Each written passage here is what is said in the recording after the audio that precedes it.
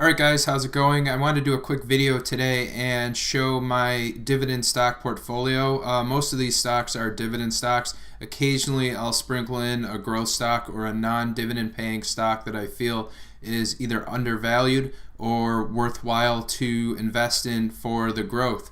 So let's take a look here and we can I'll talk through kind of my rationale on buying them and holding them for, as you'll see, some I've held on to for quite a while. All right, and I just wanted to add a few things here. So just because I own these stocks doesn't mean you should own these stocks, right?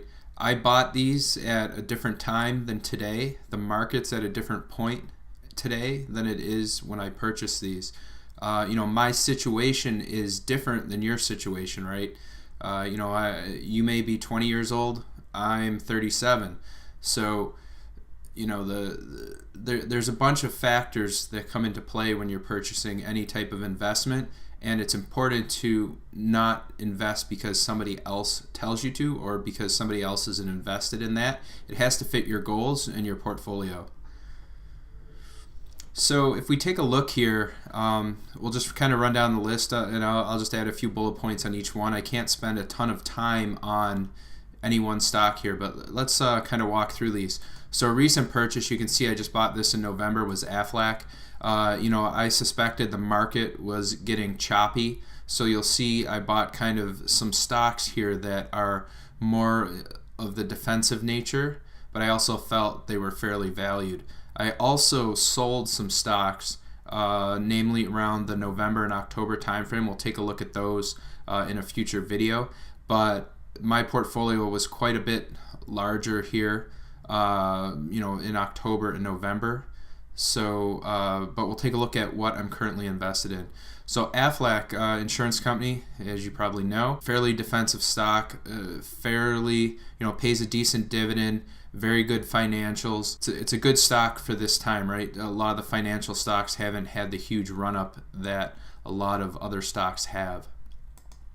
AT&T, great dividend payer. They have a lot of debt based on some recent acquisitions that they're working through. They got beat down pretty good. Again, I bought this in October, and you can see very small positions here, kind of just dipping my toes in the water. But AT&T was mainly for the dividend play. Their dividend doesn't grow. It's not a significant dividend grower, and again, the appreciation isn't huge in AT&T. It's kind of a slow mover, big, huge company. So Apple, we all know what Apple is. As you can see here, I initiated my position in 2016. It was up huge, as we all know, and in recent there was a huge pullback. Personally, I think Apple's getting in that territory where I might start making some small purchases. As you can see here, I have recently turned on the DRIP feature in my account where dividends are reinvested in the stocks that paid the dividends. I tend to do this when I am busy. If I have a lot of time to monitor the account, I will turn off the DRIP feature, let the dividends build up within the account, and invest it in something that I feel is undervalued at that time. DRIPs, when you reinvest it right in the same stock, you're not always getting it when the stock's cheap, as we'll see. All right, Bank of America, again, this is another one I initiated in November. And as you can see here, I initiated some additional purchases. Banks in general are, they didn't experience the huge run-up as some of the other stocks have. They're not getting hit as bad as some of the other stocks in this volatility because they haven't had that run-up. And I think the banks and the financial sector as a whole is an area that should do good throughout 2019 in the environment we're in. So as you can see here, I purchased 190 some odd shares in November, another 100 shares November, another 40 shares in December, another 50 shares in late December, and then a dividend that was reinvested.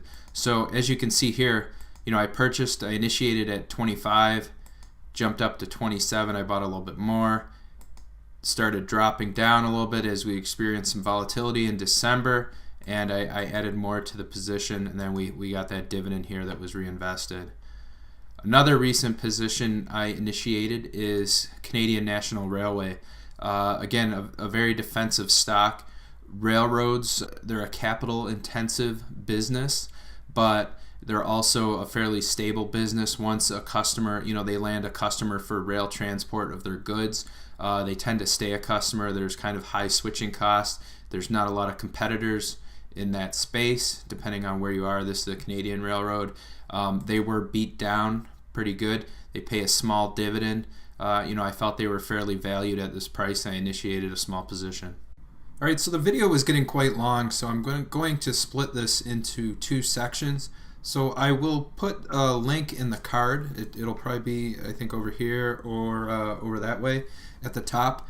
And I will upload a second video tomorrow that'll be like the second half of this video. So watch this video today and stay tuned. I will upload this one next, and if you're viewing this in the future, you'll be able to click the card and jump right to the next video.